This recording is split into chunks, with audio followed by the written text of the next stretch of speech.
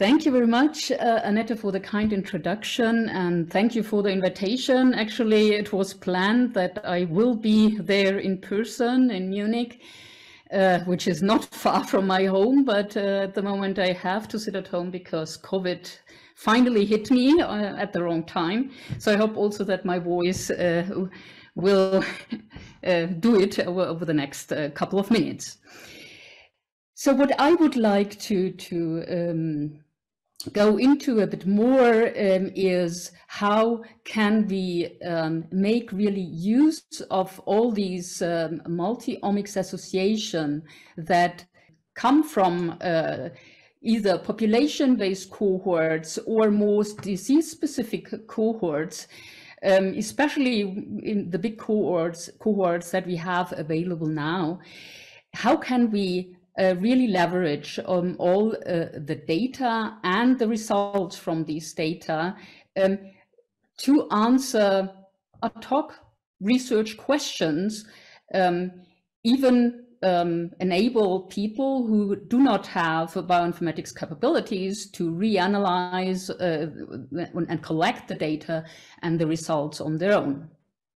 So what we get from these cohorts and the studies done there with all this beautiful data, you have seen over a lot of talks up to now. So we have a lot of omics data. We have phenotypic data in the disease-specific cohorts. These can be very specific, very valuable phenotypes. In the population-based cohorts, we have the advantage that we have big numbers and that we are looking at a cross-section of the population. Now, the type of simple, at the most simplest level, I would say, the type of results that we get are association results. For example, from classical GWAS, where we get an variance in a specific gene that we see with, for example, higher or lower levels of specific blood metabolites or blood proteins. Or we have more classical GWAS of the genome with disease phenotypes like the amyloid plaques in the Alzheimer's disease. We have metabolome-wide association studies where we, for example, see certain metabolites being lower or higher in certain diseases or with certain continuous phenotypes. What we can also learn, and big consortia have shown that, is a more general knowledge of how these molecular entities are interconnected. For example, looking into gene co-expression in particular tissues, we can learn about protein co-abundance, metabolite co-abundance, where we showed that from data from big cohorts, we can really reconstruct metabolic networks from the data alone without putting in any prior biochemical knowledge. So now how can we really leverage these results? We have a lot of associations here from very different molecular and phenotypic entities from a lot of different studies and cohorts.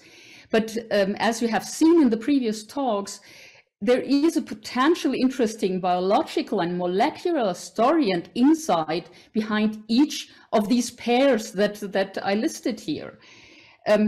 But usually it's hard to really leverage those, as in many cases in the past, these valuable results have been kind of hidden in the worst case, PDF supplements of journal papers. And so one first step that we thought to make these valuable results better accessible for the complete scientific community is to provide kind of project or study tailored online supplements where in addition to the description of the whole analysis in the paper, we provide the complete list of results, for example, for GWAS with metabolites or GWAS with proteins in easily accessible web servers, which enable people to filter or search for certain metabolites, for certain genes, or for certain annotations that we provide with these entities. We tried that with, there are just 2 examples, relatively early on, so that all these interesting stories from these pairwise associations do not just end up in supplements and cannot be leveraged easily. So this we try to continue with, and it's getting more and more a common theme that people put out the results from these big screens in such web services. Here again, an example from their own work in collaboration with Mike Pietzner and Claudia Langenberg, who did all these big screens and association analysis with really high numbers recently, and my group had the pleasure to set up these kind of online supplements for these studies. We try to come up with some context also for these single studies, but the idea now of this omicscience.org collection was really more project-wise. Now we wanted to go one step further, and I think we need to go one step further when we really want to get out most of the results and data that have already been produced. So what we need as a next step is the integration of these association results that come from multiple of these big studies, with each having their advantages, into a single representation, which for which we used multi-omics networks. So the principle, or the principal idea here, is that whenever we have this type of significant associations in the different studies, we see that as the entities like the gene and the metabolite as nodes, and the significant association as an edge. And when we do this and have these pairwise, these paired entities here, we can bring them together into a combined network by combining always, when we have here the same metabolite, the same gene. We can also use these intra-omics connections, like the co-expression, the co-abundance, co-regulation, to connect the entities of the same layer, so the genes, the metabolites, for example. We can also, with the GWAS, link this to traits, and the idea is really to have a final network where the edges have different meaning, but where this collection gives you some idea about the context of a specific metabolite or a specific gene and protein. Now that sounds easy from the idea, but it sounds easier than it is, because when you get a bit more into the detail, we are talking about very different types of study results, even from the different GWAS, with different thresholds, with different, especially for the metabolome wide association studies, with also different usage of confounders and so on, that we have to do decisions on what we take in as an edge and what we don't.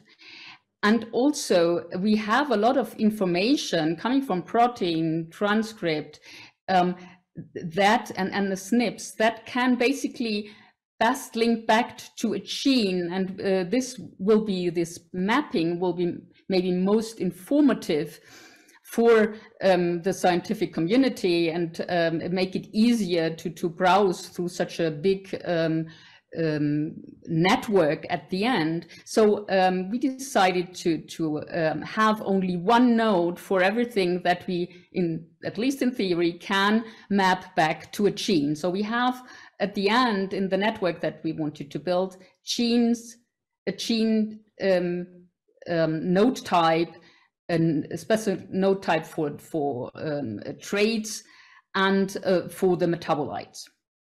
Now it's even more complicated than that when we go into further detail, because we all know that it's not a trivial task to map SNPs onto genes. So in our case, we use the genomic region, we use eQTL information and pQTL information, but this is an heavy integration task that we needed to do across different studies before coming up with a more simplified representation of these very complex associations that we have on different levels, so SNPs or the genes themselves, to have at the end a more simplified connection here listed in our multi-omics network.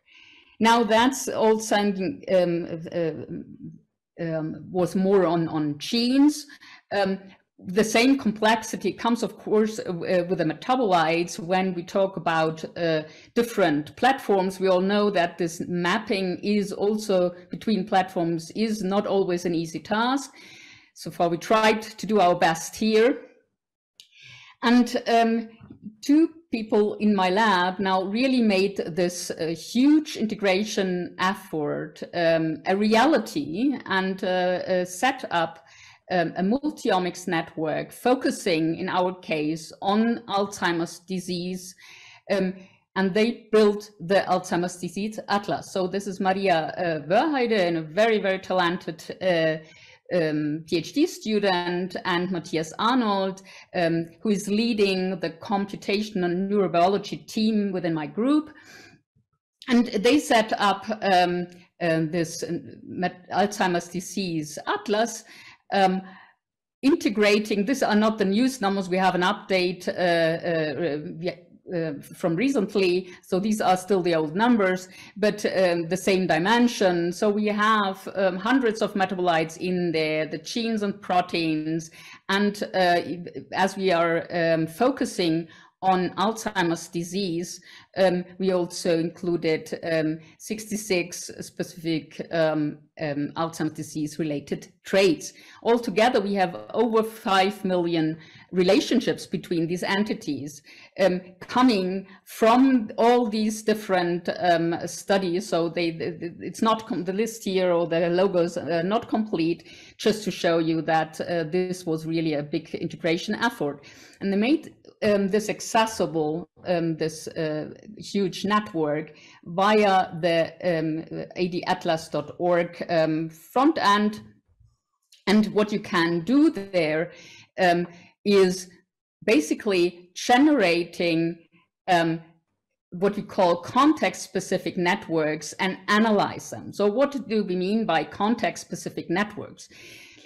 We anticipated here mostly in the first step, a user wants to do an explorative analysis and comes in with a trait of interest, so a specific phenotypic trait related to AD, or a set of genes, maybe coming up in an experiment related to AD, where the user is interested in the molecular context of this gene, and same for metabolites that might have come up in an experiment or another study. Now, we, from all the associations that I mentioned before, then starting from a gene, from a trait, or from a set of metabolites, these